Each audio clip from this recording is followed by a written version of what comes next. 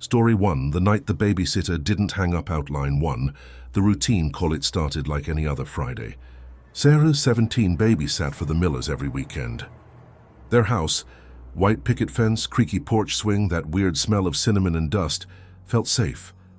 Mr. Miller always called around 9 to check in. That night he did. "Everything okay?" he asked. "Yep," Sarah chirped. "Kids are asleep. House is quiet. Good, we'll be back by midnight." She hung up, or thought she did. 20 minutes later, her phone rang. Same number. She answered, annoyed. "Hello?" Silence. Then breathing, slow, wet. "Mr. Miller?" No reply. Just that breath, like someone pressing their lips against the receiver. She hung up, heart pounding. Told herself it was a glitch. Then the phone rang again. Same number. Same breath. And this time, a whisper, "I'm already inside." Outline 2. The house that wasn't empty.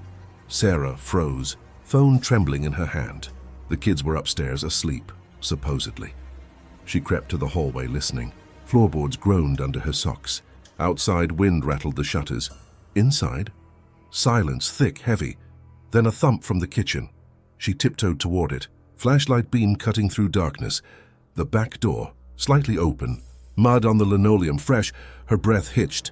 Someone had come in. She backed away, fumbling for her phone. Dialed Mr. Miller. It rang and rang. Voicemail. She tried 911, no signal. The Wi-Fi symbol blinked out. That's when she heard it. Soft footsteps above her. On the second floor. Where the kids slept, not heavy, not adult light, barefoot pattering like a child. Who wasn't supposed to be awake. Outline 3. The whispering child. She climbed the stairs, each step screaming under her weight. Flashlight shaking. Door to Lily's room cracked open. Inside, darkness. Hand humming, a lullaby, off-key, giggly. Sarah pushed the door. Lily sat upright in bed. Eyes wide, smiling. "Lily?" "Sweetie, you okay?" The girl turned, too slow. Neck clicking. "You shouldn't have answered the phone," she whispered. Voice not hers. Too deep, guttural. Sarah stumbled back. Behind her, the master bedroom door creaked open. Mr. Miller stood there, in pajamas, confused. "Sarah? What's going—" Lily's head snapped toward him, smile widening, teeth too sharp. "She told you she was alone," Lily said. "But I've been here all night." Mr. Miller paled. "That's impossible. We checked The lights died and something giggled." From inside the closet, outline 4. What they found in the morning. Police found Sarah curled in a ball under Lily's bed, catatonic. Mr. and Mrs. Miller. Missing, vanished, no signs of struggle. No footprints beyond the kitchen. Lily, sitting at the breakfast table, eating cereal. Calm, smiling. Asked what happened, she shrugged. Sarah got scared.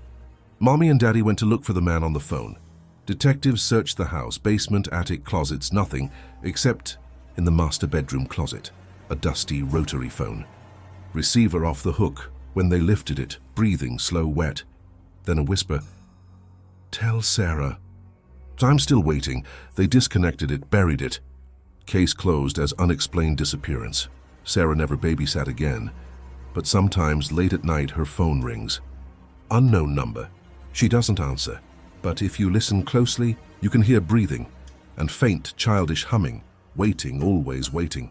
Story 2. The man who rode the last bus home. Outline 1. The forgotten route. Jamal worked nights at the 24-hour pharmacy downtown. Every shift ended at 2:45 a.m. Every night he caught the Namdu 14 bus, the last one. Always empty except for Rosa, the driver, who'd nod but never speak. One Tuesday, Rosa didn't show. A new driver sat behind the wheel. Pale, bald, wore a uniform 2 sizes too big. "Route 14 to Elmwood?" Jamal asked. The man nodded. Didn't smile. Didn't blink. Jamal took his usual seat. Back row. Window side. As the bus pulled away, he noticed no streetlights. No cars, just fog, thick, swirling. He checked his phone. No service. Clock frozen at 2:57 a.m. Then the driver spoke. First and only time. Voice like gravel in a tin can. "You're the only one left who remembers this route." Outline 2. The stops that shouldn't exist. Next stop. Cedar and 5th. Jamal frowned. That intersection didn't exist. Never had. The doors hissed open. Cold air rushed in. Smell of wet earth and copper. A woman boarded. Hood up, face hidden. Sat directly across. Next stop and graveside memorial. Jamal's stomach dropped. That was a cemetery. No bus stop there, ever. An old man shuffled on. Suit wrinkled, skin grey. Sat beside the woman, neither spoke. Neither moved. Jamal's reflection in the window flickered. Behind him shadows pooled. Shapes. Watching. He stood. "Driver, I need to get off now. Rearview mirror." Driver's eyes met his, black, pupilless. "Too late," he whispered. "You boarded. You ride until the end." The doors sealed shut. Engine growled, and the bus turned down a road Jamal had never seen before. Outline 3, the final destination street signs melted into gibberish. Trees bent inward like claws. Sky purple-black, no stars. The woman across from him lowered her hood. No face, just smooth skin, blank. The old man turned. Mouth stitched shut with black thread. Jamal screamed. Pounded the emergency exit. Locked. The driver's voice crackled over the intercom. Passengers remaining. 1. Final stop approaching. Up ahead, a terminal. Crumbling. Lit by flickering bulbs. Sign read Endline Station. Bus screeched to a halt. Doors opened. Cold wind howled. Smell of rotting meat. "Get out," the driver said. Not a request. A command. Jamal refused. Clung to his seat. The faceless woman stood. Reached for him. Fingers long, bone white. "You rode the forgotten line," she whispered. "Now you wait with us." He bolted. Slammed through the doors and ran. Straight into a wall of fog. Where the bus waited. Engine idling, doors open, driver smiling. Round trips free. Outline 4, the passenger. Who never got off. They found Jamal's work badge near the abandoned bus depot on Elmwood. His shoes. His phone screen cracked. Last photo. A blurry shot of the bus interior. 3 figures in the back. One looked like him. Rosa, the real driver, swore she never missed a shift that week. "He never boarded," she said. "I remember. He called in sick that Tuesday." But security footage from the pharmacy shows Jamal clocking out. Walking to the bus stop. Boarding a vehicle that doesn't match any city transit model. Sometimes late at night, locals report seeing a ghost bus cruising down deserted streets. Windows fogged. Silhouettes inside. If you wave, it stops. Driver leans out. Asks where you're headed. Don't answer, don't board, because once you do, you become part of the route forever, waiting for a stop that never comes. Story 3. The mirror in apartment 4B outline 1. The reflection that moved. First Claire rented 4B sight unseen. Cheap. Quiet building. Landlord said previous tenant. Left in a hurry. First night she hung her favorite mirror above the sink. Vintage frame. Gold leaf peeling. Brushing her teeth, she noticed. Her reflection blinked. A half second after she did, she froze. Stared. Reflection smiled. She didn't. She stepped back. Reflection stayed forward. Tilting its head, Claire yanked the mirror off the wall. Threw a towel over it. Slept with the light on. Morning came. Towel on the floor. Mirror uncovered. And written in steam on the glass, "I like your hair down." She hadn't worn it down since moving in. Outline 2, the thing behind the glass. Claire covered the mirror with cardboard. Taped it shut that night, scratching. From behind the cardboard. Soft at first, then frantic. Like fingernails on wood, she ripped it down. Mirror clear, untouched until she looked closer. Her reflection wasn't alone. Behind her shoulder, something tall, thin, limbs too long. Head tilted sideways, no eyes. Just hollows. It raised a hand, waved. Claire screamed, shattered the mirror with a hairdryer. Glass rained into the sink. Silence then from every shard. Whispers, "You broke my window. Now, I have to come through. Don't." Sleep facing the wall. Outline 3. The night. It stepped out. Claire slept on the couch. Back to the bathroom. Lamp on, woke to cold air. Bathroom door. Open. She hadn't left it that way. Crept over. Peeked inside. Shards of mirror on the floor. Reflecting nothing but ceiling. Then one shard. Showed her standing there. But in the reflection, she wasn't alone. The thing stood behind her. Arms wrapped around her waist. Chin resting on her shoulder. She spun around. Nothing. Turned back to the shard. It winked. Claire ran. Grabbed her keys. Yanked open the front doors and slammed into her own. Reflection, smiling, reaching. "You should have left me hanging," it whispered. Then it stepped forward. Out of the doorway, into her. Apartment into her world, outline 4. What the new tenant found Claire vanished. No note, no calls. Landlord found the apartment spotless, except the bathroom mirror gone, sink stained with dried blood. And on the wall, written in what looked like charcoal, "She's with me now, tell the next one. Don't cover the glass." New tenant Mark laughed it off. Hung his own mirror. First night, his reflection, mouthed words he didn't say. Second night, it waved while he showered. Third night, he woke to it standing over his bed, smiling, holding Claire's necklace. Mark moved out next morning. Left everything. Buildings now condemned. Locals say if you pass 4B at night, you'll see a face in the window, not Mark's, not Claire's, something else watching, waiting for the next mirror, the next reflection, the next host. Story 4, the game you can't quit, outline 1. The app that installed itself.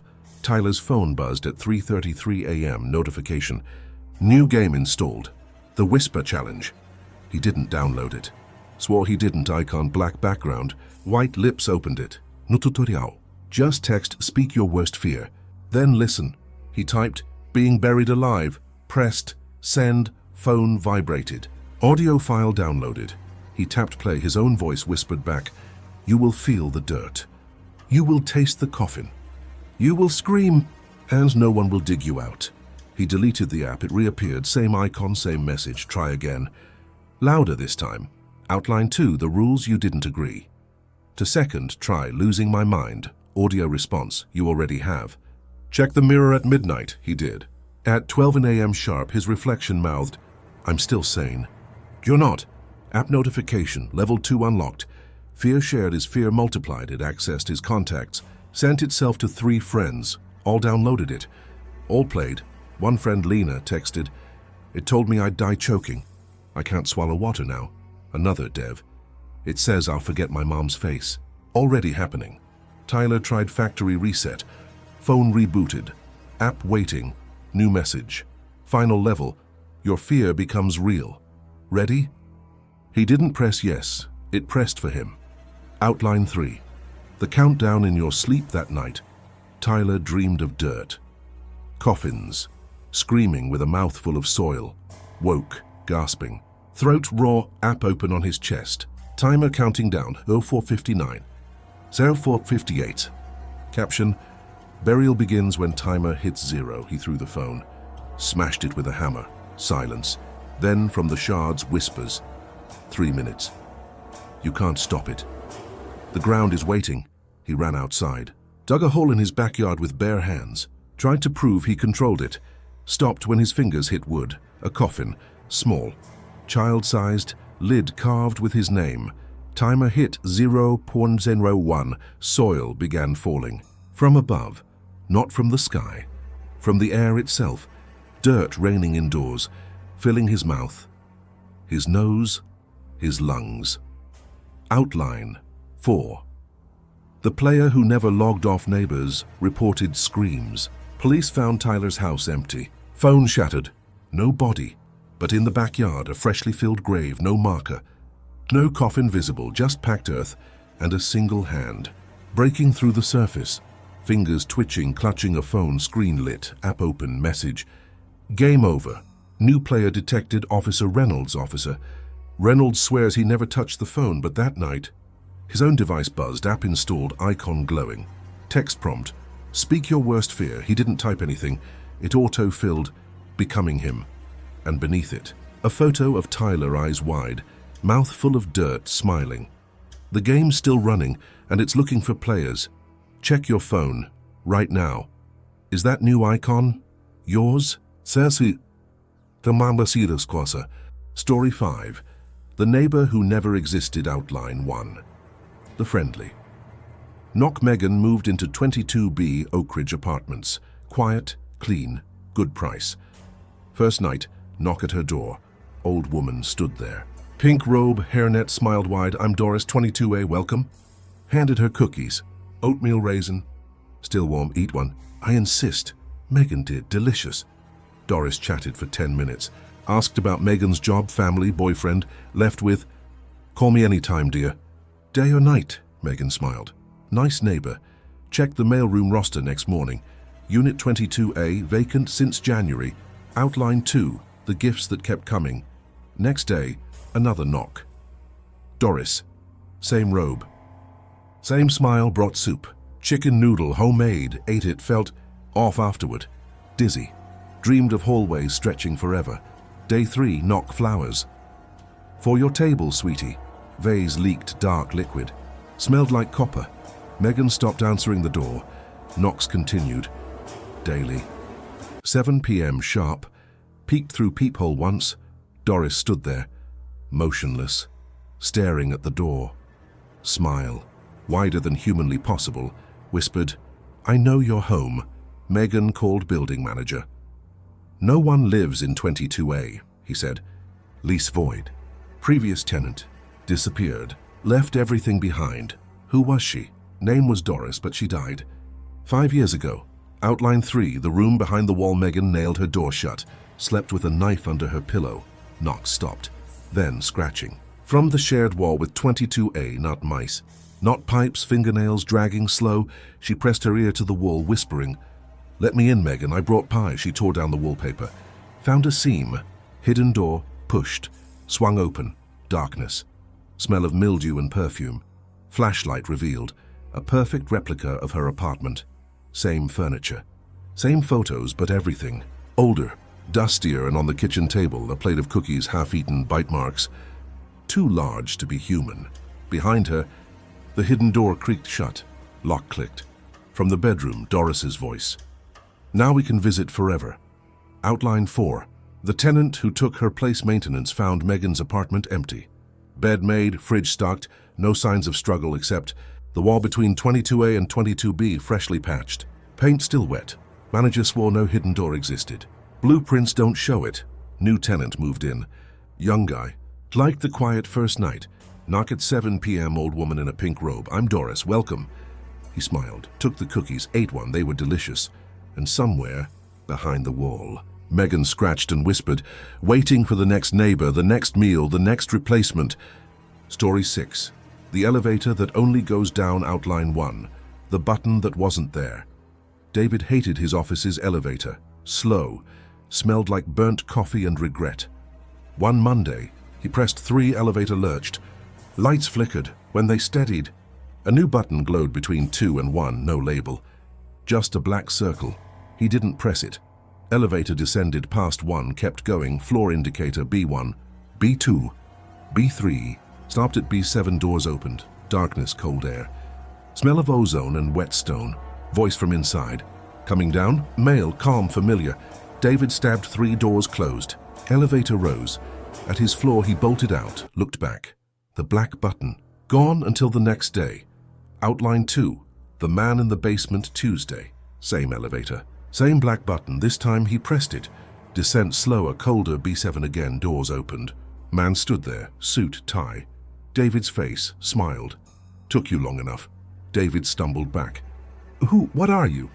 "I'm you, the one who stayed." Stepped inside. Elevator didn't move. "You pressed the button," the other David said. "You accept the offer." "What offer?"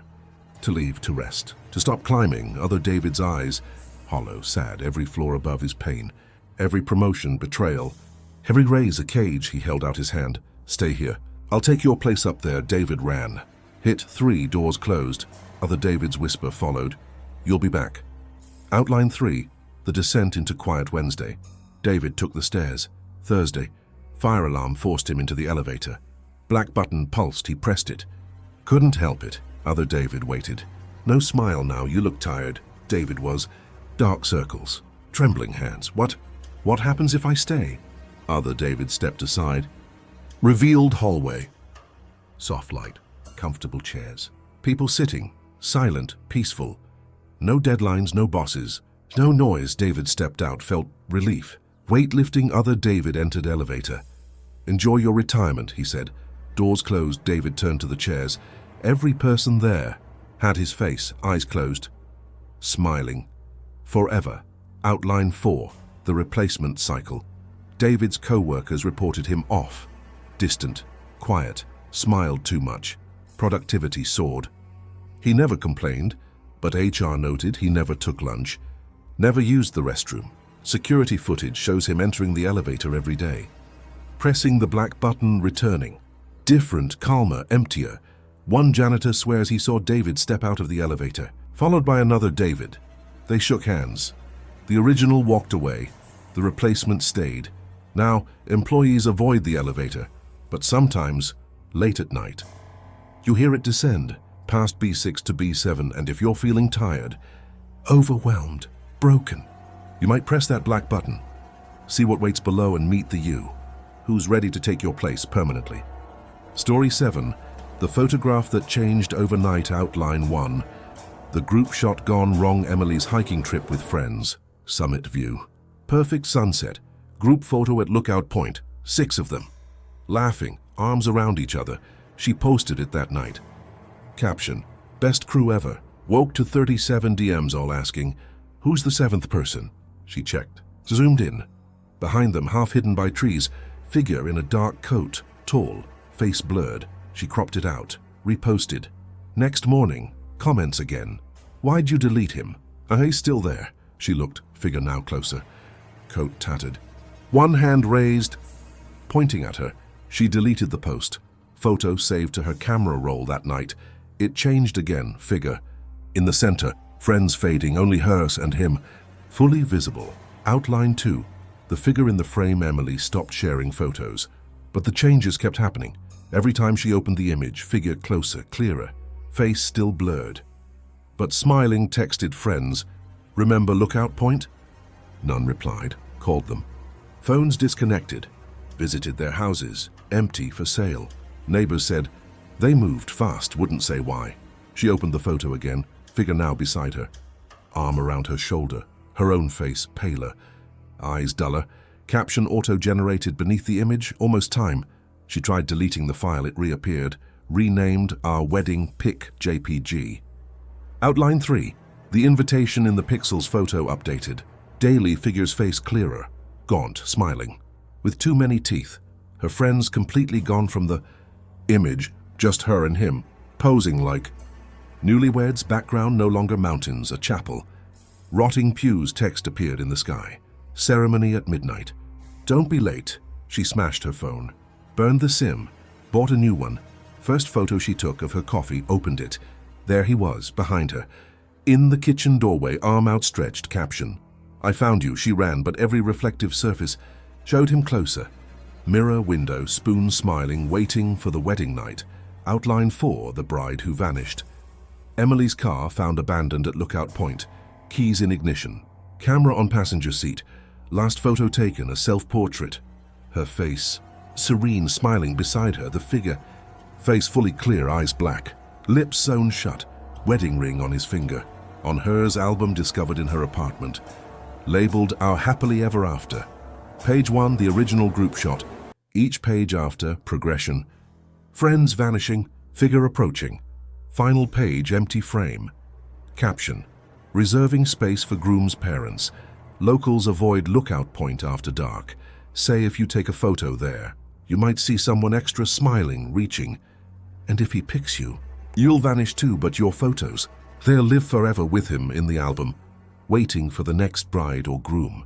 Story 8. The voice in the static. Outline 1. The radio that tuned itself. Leo bought the old radio at a garage sale. Wooden, knobs, stiff. Plays AM only, the seller said. Needs love. Set it on his nightstand. Static hissed. Tuned to 1010, news, normal. Fell asleep. Woke to whispers. Radio on. Dial turned to dead air. Static. Forming words. Leo, turn the knob. Find me. He shut it off. Next night, same thing. Softer, please. I'm cold. Help me tune in. He ignored it. Third night. Static louder, clearer. I'm under your floor. Turn the knob or I'll come up. He yanked the plug. Static. Continued. From inside the walls. Outline 2. The frequency of fear. Leo threw the radio in the trash. Static followed him. In the car. In the shower. In his dreams, always whispering, find my frequency. He bought a new radio. Same model. Maybe it'd break the spell. Turned it on, immediately tuned to 888 AM, no station. Just voice. You threw me away. Now I'm angry. Floorboards creaked. Below his feet, scratching. He fled to his friend's place. Friend's radio off yet. Static whispered from its speakers. He can't hide. No one can. Friend didn't hear it, Leo did, and beneath the static, sobbing, a child's voice, "Daddy, why'd you bury me here?" Outline 3. The broadcast from below. Leo researched. House built in 1952. Previous owner, Harold Vicks. Son vanished in 55. Presumed runaway. Police reports mentioned odd radio interference during search. Leo returned home. Plugged in the new radio, tuned to 800.88. Voice returned. Calmer. Harold put me in the crawl space. Said I'd be safe. Said no one would find me. Static crackled. Then a child's giggle. But you found me, Leo. Now we play. Lights flickered. Floor vibrated. Trapdoor in the hall, previously painted shut, swung open. Cold air rose. Smell of damp earth and milk. Voice from below. Come sing with me. Leo backed away. Radio screamed, "Too late. We're live on air." And the floor gave way. Outline 4. The signal that never dies. Leo's body found in the crawl space. Contorted, mouth wide, as if screaming. No signs of struggle. No footprints, just an old child's shoe. Size 4 and the radio still playing. Static whispering. Next caller. You're on the air. Where are you hiding? House sold. New owners reported radio issues, then vanished. Now the property's abandoned. But locals swear if you walk past at night, you'll hear static, whispers. And if you pause, it calls your name, invites you to tune in, to find the frequency, to join the broadcast live forever from below. Story 9. The painting that watched you sleep. Outline 1. The portrait at the thrift store. Jenna loved vintage art. Found the painting tucked behind a stack of plates, oil on canvas. Woman in Victorian dress, eyes hauntingly blue, price tag $7. Bought it. Hung it above her bed. First night woke to the sensation of being watched. Painting faced the wall. She hadn't moved it, turned it back. Woman's eyes lower, as if she'd been looking down. Jenna laughed it off next morning, painting askew. Woman's head tilted, smiling slightly. Jenna straightened it. That night, woke screaming. Painting leaned over her. Inches from her face, eyes wide. Lips parted as if breathing. Outline 2. The artist's signature. Jenna took the painting down, stored it in the closet, woke to tapping. From inside the closet, tap, tap, tap like fingernails on canvas. She opened it. Painting faced outward. Woman's hand raised, pointing at Jenna. Signature in corner. E. Holloway. 1899. Googled it. Eleanor Holloway, painter. Committed to Blackwood Asylum in 1901. Diagnosis. Believes her portraits consume souls. Died in confinement. Last words. They're still hungry. Jenna burned the painting. Ashes scattered in the wind. That night, she dreamed of Eleanor, standing at her bedside, holding a brush. You freed me, she whispered. Now I paint you. Outline 3. The canvas of flesh. Jenna woke with paint on her hands. Blue, smelled like oil and roses. Mirror showed streaks on her cheeks. Like brush strokes, her eyes. Bluer, brighter. She scrubbed. It wouldn't come off. Each day more paint. On her neck, arms, legs. Her skin hardened. Glossy, like canvas. She stopped leaving the house, stopped answering calls. Neighbors reported strange smells, oil paint and lavender, and singing. Late at night, 1 stroke for your fear, 2 for your tears, 3 for your soul. Now pose for years. Jenna's final selfie, posted to Instagram, her face fully painted. Expression serene eyes. Eleanor's blue caption. My masterpiece is complete. Outline 4. The gallery of the lost Jenna's apartment found empty. Bed made, brushes clean, paintings covered every wall, dozens. All of her different poses. Different expressions, all signed. E. Holloway, last canvas, unfinished, blank brush. Laid neatly beside it, dipped in fresh blue. Paint. Landlord auctioned the art, buyers. Reported uneasy feelings. One collector swears his portrait of Jenna changes. Some nights she's smiling, others screaming, and if you stare too long, her eyes follow you, begging, waiting for the next subject, the next canvas, the next soul. Eleanor Holloway. Paints into eternity. Story 10. The friend you invited. In outline 1. The chat request from nowhere. Alex received a friend request. Username, Sam from 8th grade. Profile pic, Sam. Same gap-toothed grin. But Sam died in a car crash sophomore year. Alex accepted. Why not? Tribute, closure. Sam messaged immediately. Hey stranger, Missed you. They chatted. Daily. Sam remembered everything, inside jokes, teachers, that time they snuck into the pool at midnight. Felt real too real. One night Sam sent a photo, his old bedroom, desk. Posters. Caption. Still my favorite spot. Alex zoomed in, calendar on the wall, date tomorrow. Sam's handwriting beneath. Can't wait to see you. Outline 2, the visit that wasn't possible. Alex blocked Sam, deleted the app. Messages kept coming. Through email, text. Even handwritten notes slipped under his door. Why'd you block me? I traveled far to see you. Open the door. I'm outside. Alex checked. Porch empty. Went to bed, woke to his bedroom door. Open, footprints on the carpet. Wet trail led to the bathroom. Mirror fogged. Words written, I'm in. Alex called Sam's mom. Sobbing, she whispered, his grave was dug up last night.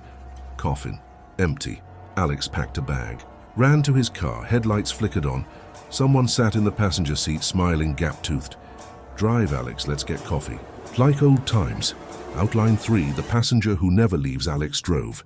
Couldn't stop. Sam directed him. Back roads foggy, no street signs, remember this place. Sam pointed to a diner. Closed since '09 inside, booths full.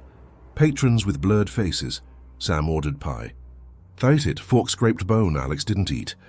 Didn't speak. Sam leaned close. Breath smelled like soil. You invited me in. Digital door. Same as physical. Now I'm anchored. To you. Alex slammed on brakes. Deserted highway. Get out, Sam laughed. I can't, and neither can you. Car engine died. Keys vanished. Sam's skin. Graying, cracking. We have all the time in the world, Alex, literally, and the headlights turned off, trapping them in the dark. Together, forever. Outline 4. The profile that's still active. Alex's car.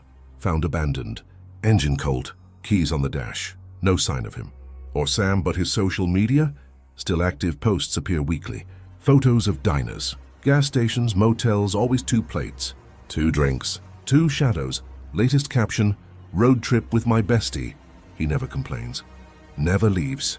Perfect friend. Sam's profile, still online. Friends list growing. New requests sent daily. All to people who knew Sam. All from accounts that shouldn't exist. If you get a friend request from someone who's passed, don't accept, don't chat, don't invite them in. Because once you do, they never log off and neither will you.